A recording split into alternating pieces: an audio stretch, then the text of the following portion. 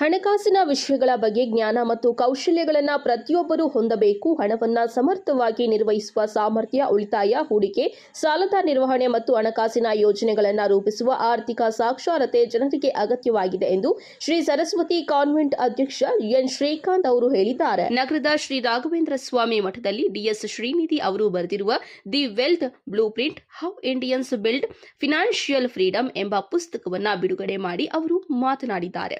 ಜನರಿಗೆ ಆರ್ಥಿಕ ಸಾಕ್ಷರತೆ, ಹಣಕಾಸು ನಿರ್ವಹಣೆ, ಉದ್ಯಮಶೀಲತೆ ಮತ್ತು ಸಿರಿವಂತಿಕೆಯ ಬಗ್ಗೆ ತಿಳುವಳಿಕೆ ನೀಡುವ ಈ ಪುಸ್ತಕದ ಮೂಲಕ ಲೇಖಕರು ಆರ್ಥಿಕ ಸಾಕ್ಷರತೆಯನ್ನ ಉಂಟು ಮಾಡುತ್ತಿದ್ದಾರೆ.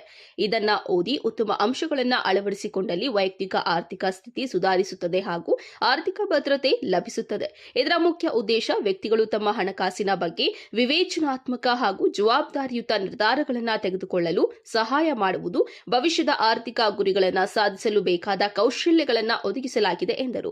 ತಾಲೂಕಿನ ಬ್ರಾಹ್ಮಣ ಮಹಾಸಭಾ ಅಧ್ಯಕ್ಷ ಎಎಸ್ ರವಿ ಮಾತನಾಡಿ, ಈ ಪುಸ್ತಕ ಸಮಾಜದಲ್ಲಿ ಹಣಕಾಸಿನ ಶಿಸ್ತು ಮತ್ತು ಜಾಗೃತಿಯನ್ನ ಬೆಳೆಸಲು ಸಹಕಾರಿಯಾಗುತ್ತದೆ ಎಂದು ಹೇಳಿದ್ದಾರೆ.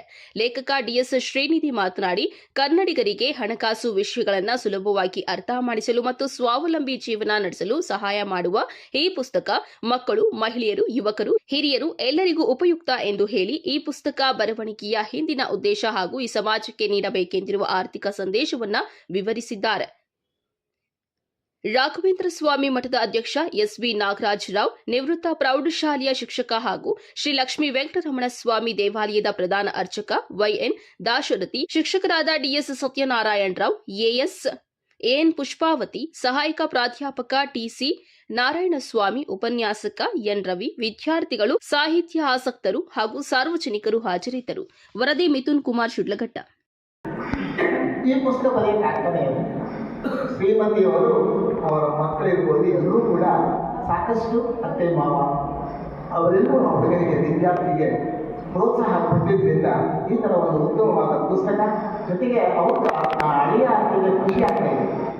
ಅತ್ತೆ ಮಾವ ಏನಂತ, ನನ್ನ ಮಗ ನನ್ನ ಅಳಿಯ, ನನಗೆ ಅಳಿಯ ಎಲ್ಲ ಓದ್ತೇನೆ, ನನಗೆ ಯೋಚನೆನೇ ಇಲ್ಲ ನನ್ನ ಮಗಳ ಬಗ್ಗೆ. ಯಾಕೆ ಅಂದರೆ ಹೆಣ್ಮಕ್ಳನ್ನು ಕೊಟ್ಟ ತಕ್ಷಣ ಆ ಗಂಡ್ಮಕ್ಳು ಹೆಂಗೆ ನೋಡ್ಕೊತಾವ ಅನ್ನೋದು ಈ ಒಂದು ದಿವಸ ದೃಶ್ಯಮಾಧ್ಯಮಗಳಲ್ಲಿ ಸಾಕಷ್ಟು ಕಾಣ್ತಾ ಇದ್ದೀವಿ. ಇವತ್ತು ಅವ್ರಿಗೆ ಸಂತೋಷ ಆಗ್ತಿದೆ. ಆರ್ಥಿಕವಾಗಿ ಹೇಗೆ ಮುಂದುವರಿಬೋದು ಅನ್ನೋದು ಅಳಿಯಾನೇ ಬರೆದು ತೋರಿಸಿದ್ದಾರೆ ಅಂದರೆ ಈ ಜೀವನದಲ್ಲಿ ಎಷ್ಟು ಅಳವಡಿಸ್ಕೊಂಡಿರ್ಬೋದು ಅನ್ನೋದು ಅವರಿಗೆ, ಆ ತಂದೆ ತಾಯಿಗೆ ಖುಷಿ. ಶ್ರೀಮತಿಯವ್ರಿಗೂ ಕೂಡ ಬಹಳ ಖುಷಿ ಆಗುತ್ತೆ.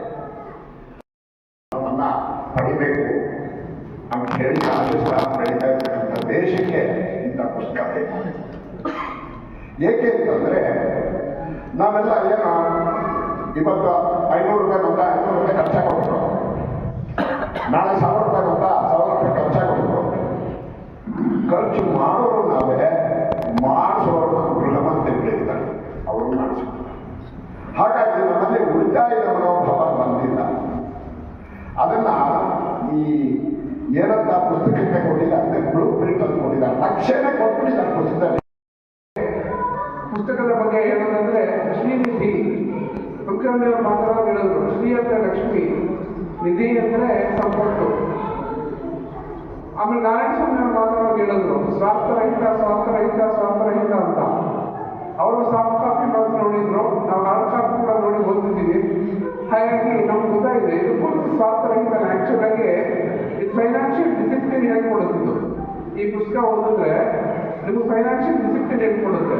ಬರೀ ಸಂಪಾದಿಸೋದು ಖರ್ಚು ಮಾಡೋದು ಅಷ್ಟೇ ಅಲ್ಲ, ಸಂಪಾದಿಸೋದ್ರಲ್ಲಿ ಯಾವ ರೀತಿ ಖರ್ಚು ಮಾಡಬೇಕು, ಯಾವ ರೀತಿ ಉಳಿತಾಯ ಮಾಡಬೇಕು, ಯಾವ ರೀತಿ ದೇಶದ ಒಂದು ಬೆಳವಣಿಗೆ ಕೂಡ ನಮ್ಮ ಇನ್ವೆಸ್ಟ್ಮೆಂಟ್ಸು.